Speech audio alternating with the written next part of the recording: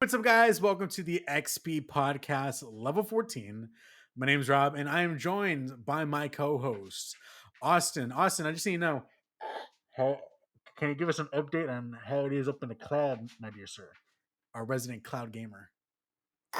10-4, Roger. The clouds are good, working really well up here. Games running smoothly. Over.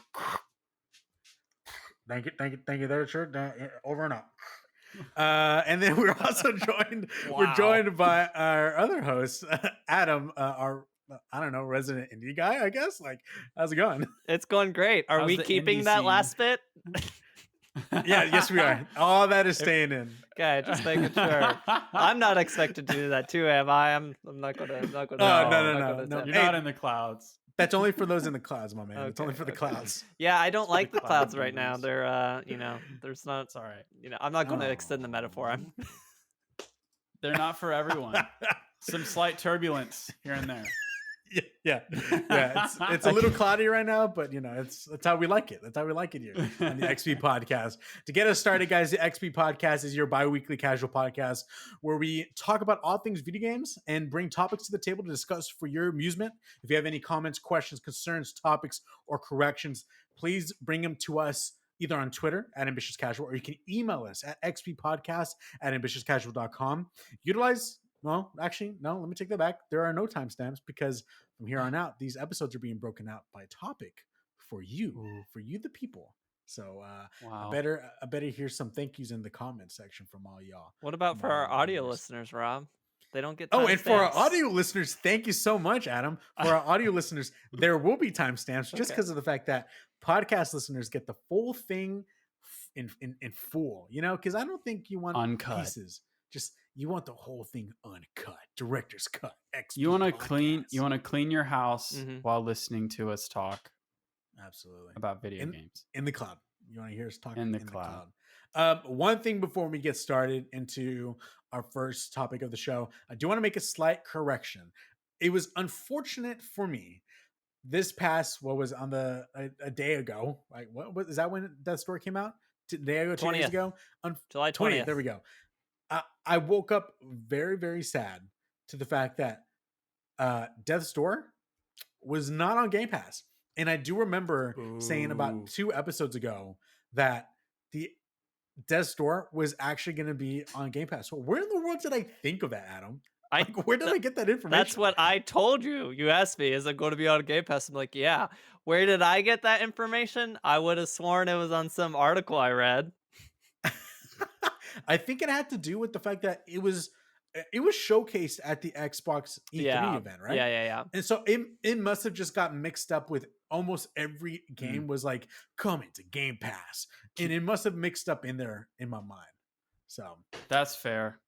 I do want totally fair.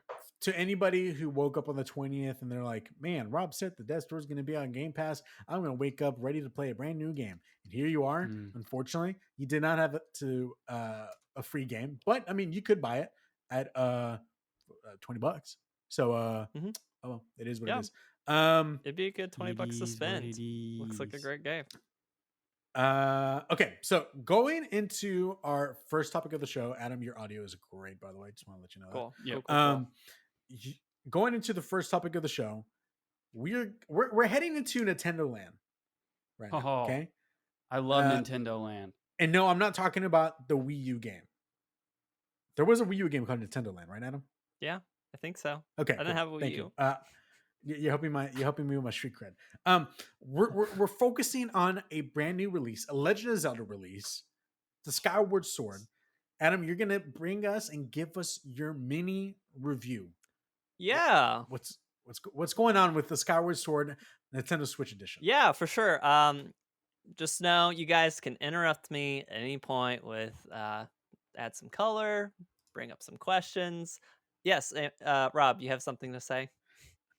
I just wanted to test out this feature to make sure I can actually interrupt you. Yeah. You can raise your hand. Literally, on your video on my screen is going up and down. It's going up and down. It's pretty great. But yeah, so I'm going to kick it off with. Oh yes, very nice. I'll get us kicked off on this little mini review of Skyward Sword.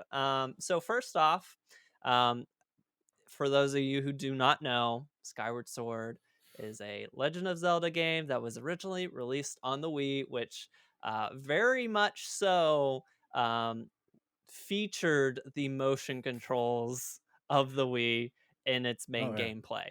Okay, I'll put that sure out did, there. Some sure did. people were not big fans. Some people had issues with it working very well. And yeah, and so for that reason, a lot of people were very critical of it. But it, I guess, canonized the initial story of the Legend of Zelda. It's the came up and it's like, hey, this is how it all got started. So from that standpoint, it's actually a very important game for the series. So they did a little Hmm. HD port remaster, what you want to call it, for Switch. And personally, I am a big fan. I think it's Wow.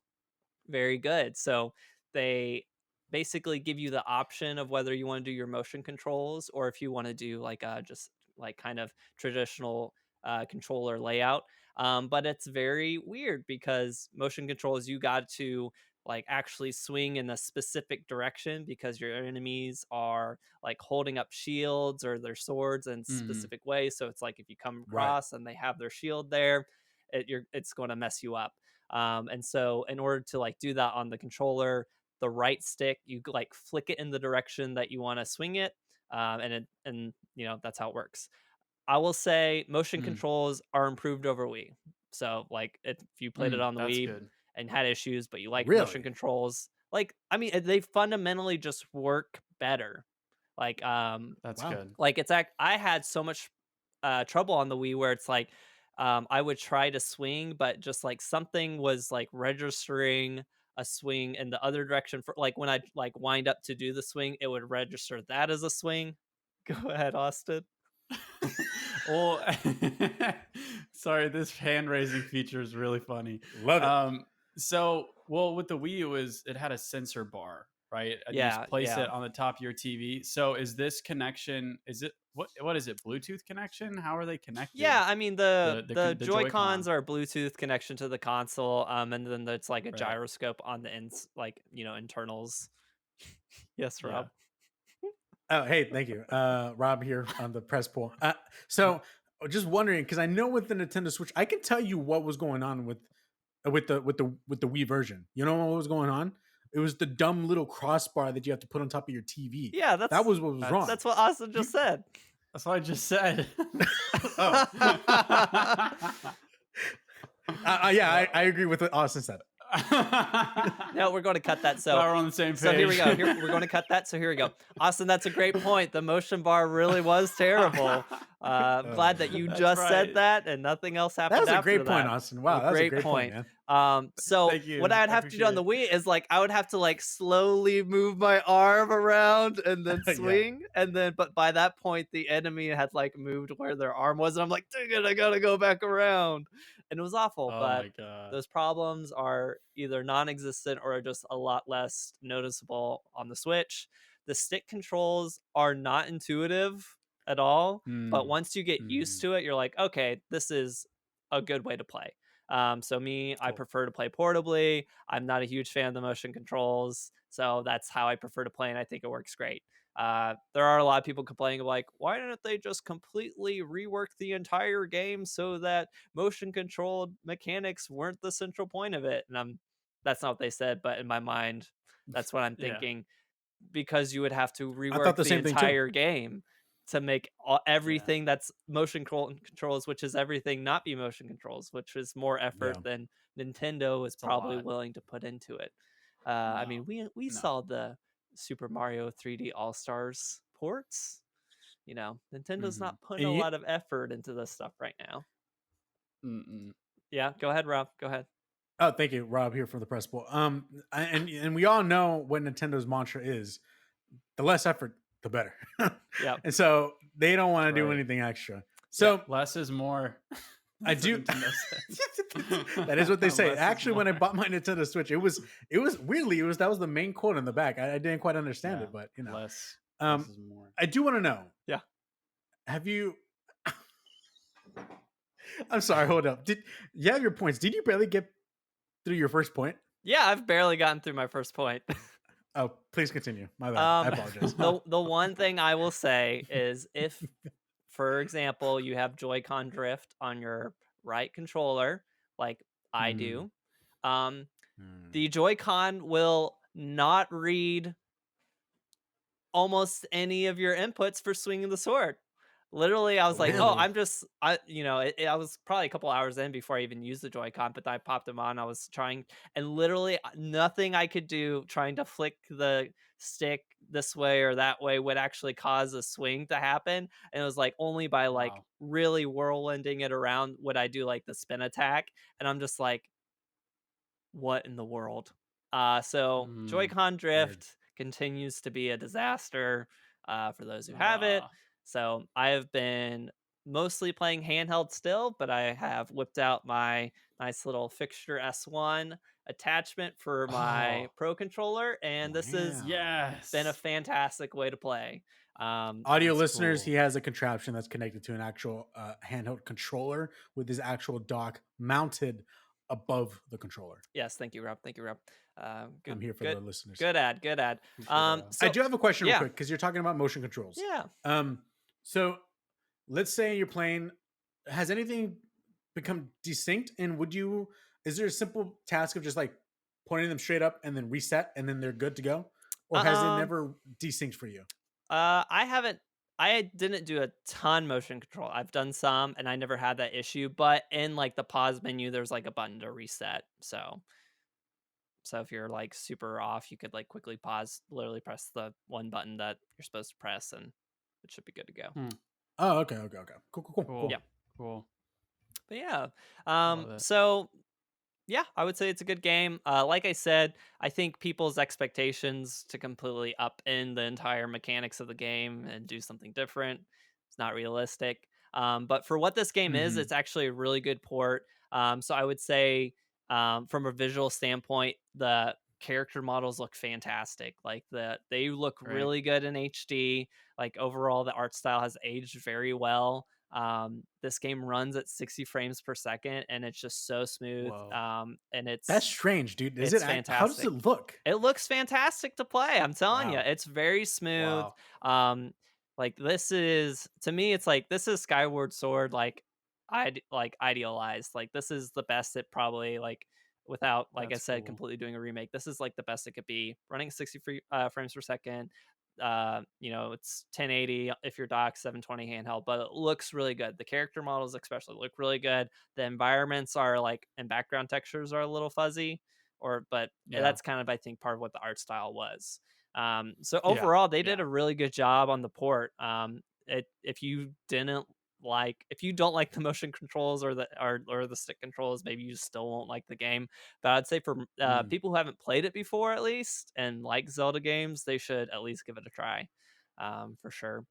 But yeah, Cool. Is there any other Switch games that run at 60? I'm sure there are. Is Doom? Because until the details of this game came out, I never knew that the Switch was capable of doing 60. I'm sure there are. I wouldn't be surprised. Like maybe like big like first party Nintendo games. Yeah. I don't know if there are a ton from that standpoint, but I mean, I'm pretty sure there are games that run at 60 frames per second. Mm-hmm. There are. I'm looking at a list. So, um, Oh, It dang. exists. while you guys pull up lists, I will say there are a lot, and this is I know I'm probably talking to a lot of people that maybe have played the game before or know, but if you're like Zelda fans and or at least Breath of the Wild fans, Mm-hmm. Skyward Sword basically gave us Breath of the Wild. In my Mhm. opinion, there's so many things that they like started playing with in Skyward Sword that helped make Breath of the Wild what it was. Like it Yeah. implemented the stamina wheel. Of course, Breath of the Wild ended Mm. up doing it better. It did Yeah. upgraded equipment, which is actually really cool, and I hope they actually double down on that for Breath of the Wild 2. So like a lot of the like different items and equipment that you use, like there's an upgrade system for them, more so than just like armor and clothes in Breath of the Wild. And so from that Mm-hmm. standpoint, I think it's better. The sailcloth, is obviously the paraglider in Breath of the Wild is Yeah. better, but like a lot of Yeah. key parts of Breath of the Wild like started in Skyward Sword, and so even just from like a history perspective, like Skyward Sword is like a good game to have played just so you can like see where the franchise has gone. Um, just like, playing, maybe this isn't a good one-to-one, but just like playing Super Metroid, like you can see how it's influenced so many games Yeah. after it. But Super Metroid's also like a masterpiece for its time, so not quite a one-to-one, but still. Yeah. Nice. Awesome. So Skyward Sword. Mhm. I want to get into the conspiracy zone right now. Okay. Okay. Now, Adam, Oh. I have a question. Okay. Do you think there's a reason why Nintendo would release Skyward Sword right now, the first game for the Legend of Zelda Anniversary, which has not been formally celebrated yet? Do you think there's a reason why they will release this game for a reason? Do you think it actually has to tie into Breath of the Wild 2? I do believe that, Rob. Wow. You heard it here first, y'all. You heard it here first. First. Exclusive. This has been an XP podcast first. Exclusive. Nice. In what okay. in what ways? In what ways do you think? I think there are obviously some clear ties to the most recent Breath of the Wild trailer. So obviously there's definitely some kind of like sky aspect in the next Breath of the Wild. We've got shots of like different floating islands amongst the clouds, and like and Link, we think, is like falling down and like just soaring through the sky in a very similar way to Skyward Sword. It's like a direct drawback. Very similar. And so there's that aspect, like seems like a direct tie. And then just from like the conspiracy standpoint, it's like, okay, are they kind of bookending something? So it's like, they did Skyward Sword. It's like, hey, this is the beginning, right? And then Breath of the Wild's like, hey, this is where like the three timelines like kind of collide back together again. So what does that mean from a story perspective? Like, is the conspiracy side like, are they trying to like get Skyward Sword story in people's minds leading into Breath of the Wild 2 because there's going to be connections back to that? Yeah, I mean, more so than just illusion, right? They allude in a lot of the Link games of like, oh, this previous hero, and it's like, oh, that's that game. But I think it's going to be more direct tie, possibly. So with the franchise right now, with the Zelda franchise, are we currently in 3 different timelines? Is that what you said? There's currently 3 different ones, and they haven't connected yet in any way. Technically, I think they said that it does connect back together with the events of Breath of the Wild 1. Okay. Or that the 3 timelines all lead into those events somehow. Okay. So. I would love for them to sort of bring it all back into one timeline. Oh, we all do. This is funny talking about this after Loki. If anyone hasn't watched, I haven't finished. Please don't spoil. Okay, I won't. No! I won't spoil. But I love when would Batman love for came them. out. Do what? Batman? What? I said I loved when Batman came out. Oh, I see. Okay, yeah. Changing the subject. I just want them to bring all the Legend of Zelda timelines together and make it more like linear, because there's so many like hour-long YouTube videos explaining, and then with this one a new timeline was born, and and then it's like I want them to bring it all together so that we can really like track it easily, and there's not a lot of conspiracy. It's like no, it's more on purpose. I would love that personally from Zelda. Yeah, for sure. I would like for Breath of the Wild 2 to kind of be the nail in the coffin, and then if they continue after that, I want them to restart. No more of this, like, this is connecting to the Link to the Past and whatever, the mini mushroom cap, whatever it was called. Like, just end it, Breath of the Wild 2, and then start over after that. Like I want after Breath of the Wild 2, I want Legend of Zelda go away for like 5 years, 10 years, and then come Oh, back yeah. restarting the entire franchise all over again. So that way there's none of this like Austin said, going on Reddit and there's like 3,000 posts consisting of 5 paragraphs trying to break down Timeline. Ganondorf is the son of this guy and whatever. Like, I don't know. Man, I'm It's a kind of lot. tired. are you of going it. to take that away from those people who like to do that? There are people who Yes. enjoy doing that. They're like, oh, I love this. Let me theorize about all this. It'll be the same thing. It'll have the same effect as when Disney dubbed all of the Star Wars novels as legend and not canon. Yeah. It's the same effect. All of the old school Star Wars fans who are obsessed with the novels will lose it, just like the old school Zelda fans will if they completely are just like, okay, this doesn't make sense And anymore. that Okay, we're is just what gonna- will cause Nintendo to have to kick it into high gear. Exactly. right. And that right there is reference Call- to another podcast. Adam, do you have anything else you want to talk about in regards to Skyward Sword in your mini review? The only last thing, which is not directly about Skyward Sword, but where are the other HD ports? Where's Wind Waker and For real, Twilight dude. Princess? For Why are real. they That's what I still want. stuck on Wii U?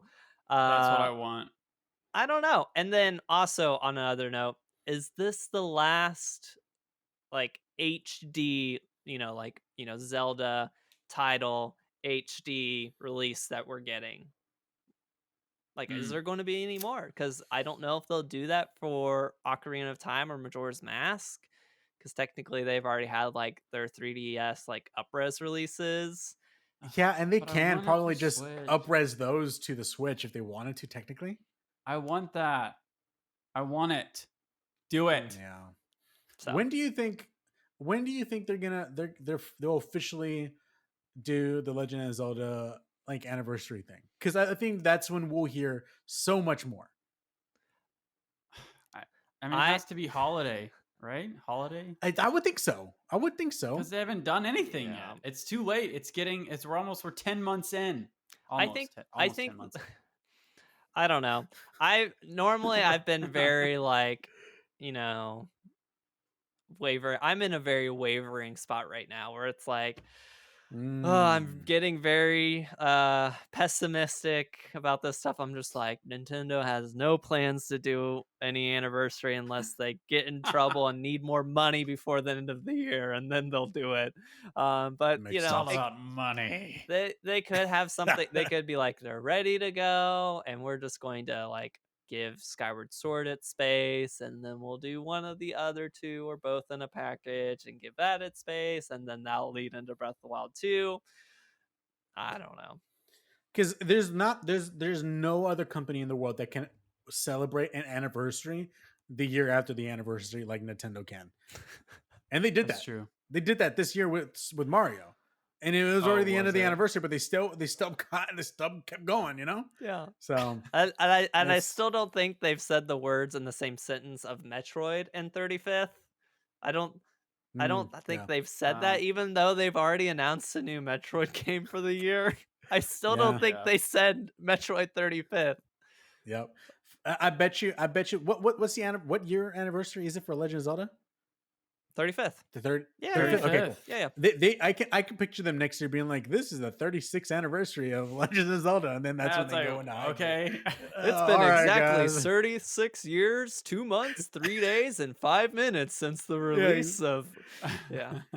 And pull your wallets out because get ready to snatch these bad boys. But anyways, all right, Adam, thank you very much for Yep, your work, yep. sir, on your mini course, review of on the course. Skyward Sword.